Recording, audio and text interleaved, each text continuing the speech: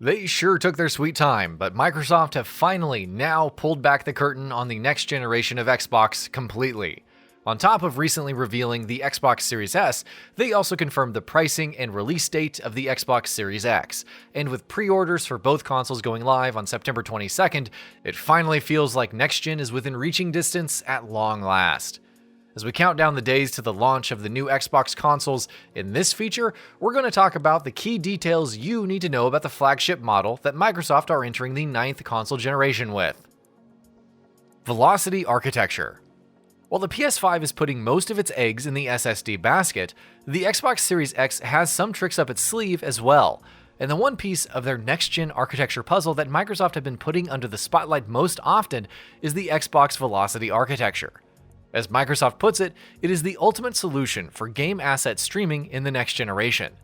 With its custom SSD, hardware-accelerated decompression, the new direct storage API, and sampler feedback streaming working together in conjunction, Microsoft says that the Velocity architecture provides a new level of performance and capabilities well beyond the raw specifications of the hardware itself. All of which is to say that you can expect shorter load times and larger, more dynamic worlds that will be much smoother to traverse and explore. GPU. The Xbox Series X's GPU is by far its most impressive component, and easily the most impressive GPU we've seen in a console to date. It boasts 52 compute units, each running at 1.82 GHz, all of which translates to 12.15 teraflops of clock speed.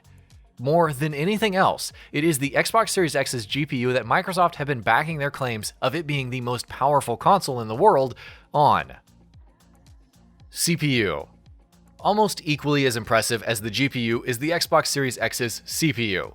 The console uses a custom AMD Zen 2 chip, which has a bandwidth of 3.8 GHz without simultaneous multi-threading, or SMT, and 3.6 GHz with SMT.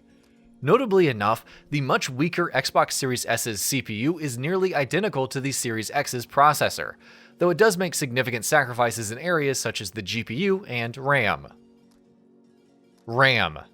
The Xbox Series X has a 16GB GDDR6 RAM, which sounds impressive, of course, though there are some considerations that need to be kept in mind. Its RAM is split across two pools. 10GB of that has a bandwidth of 560GB per second, while the remaining 6GB has a bandwidth of 336GB per second. Architecture that splits their pools can be tricky and prove to be a bottleneck for even the most powerful consoles, though hopefully the impressive bandwidth of both of these pools will help the console overcome some issues. Whether or not that will be the case, or if such an issue will even exist in the first place, remains to be seen. SSD. The SSD is the one area where it feels like the Xbox Series X is at a clear disadvantage when compared to the PS5 from a tech perspective, but it is certainly no slouch.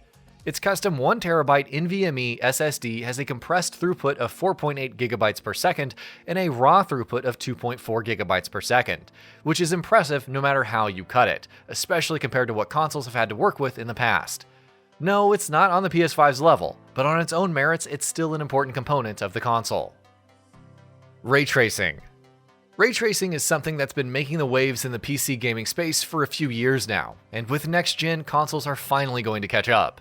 The Xbox Series X is confirmed to have hardware-accelerated ray tracing support, which means players can expect much more realistic and dynamic lighting, reflections, and shadows in games, which should really help games' worlds come to life better than ever. Resolution and frame rate. With all the technical improvements that the Xbox Series X is making, prettier visuals in games that run better is something that everyone is expecting, and Microsoft are certainly making bold promises in that area. They've said that they're prioritizing performance over resolution with the Xbox Series X, with support for up to 120 FPS. Some games, such as Dirt 5, are already confirmed to feature 120 FPS options. Meanwhile, on the resolution front, the Xbox Series X is said to be capable of delivering 8K visuals. Whether or not it actually does that enough, or at all, remains to be seen, but we can at least expect 4K to become much more standardized in the coming years.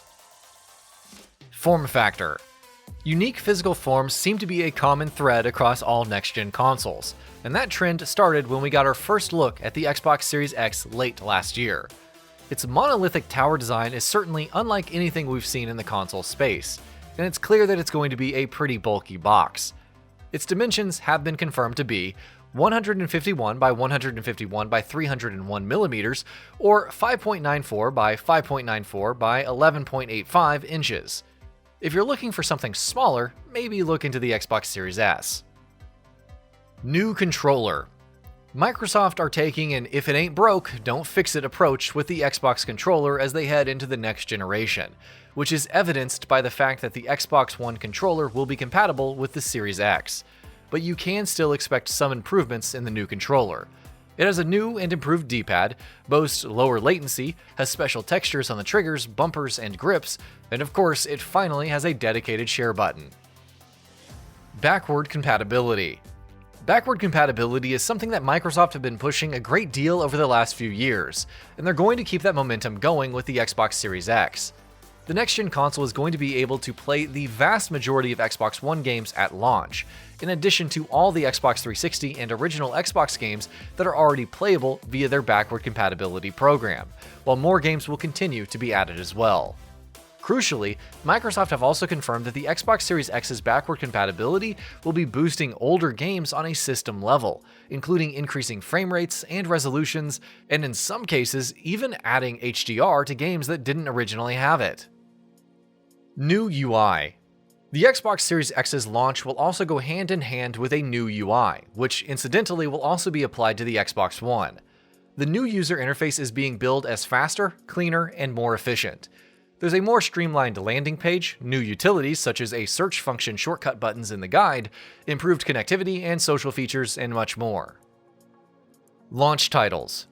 Halo Infinite was going to be the Xbox Series X's big launch title this holiday.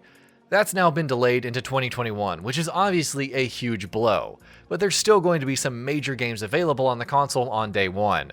The Medium, Watch Dogs Legion, Assassin's Creed Valhalla, Yakuza Like a Dragon, Dirt 5, Gears Tactics, and The Falconeer are just a few of the games that have been confirmed as Series X and Series S launch titles so far.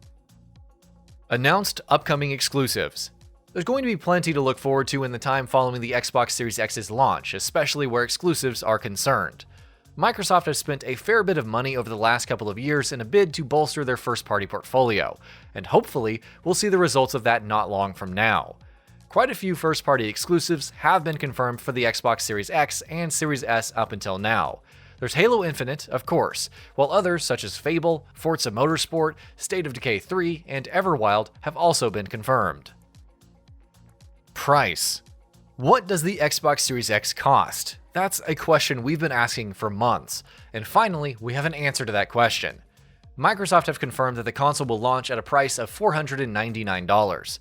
That's not exactly cheap, sure, but given the console's impressive hardware as well as the inherent value it will have thanks to things such as Xbox Game Pass and its backward compatibility, that's actually a pretty compelling price point.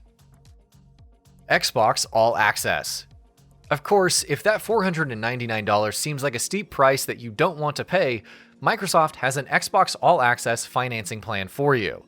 There's no upfront cost, and for $35 per month for 24 months, you get an Xbox Series X bundled with 24 months of Xbox Game Pass for a total of roughly $860.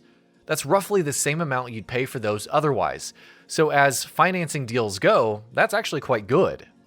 And that about does it for this video. If you enjoyed what you watched and want to see more from GamingBolt, you can always hit that subscribe button and turn on the bell icon next to it. That way you will never miss any of our videos.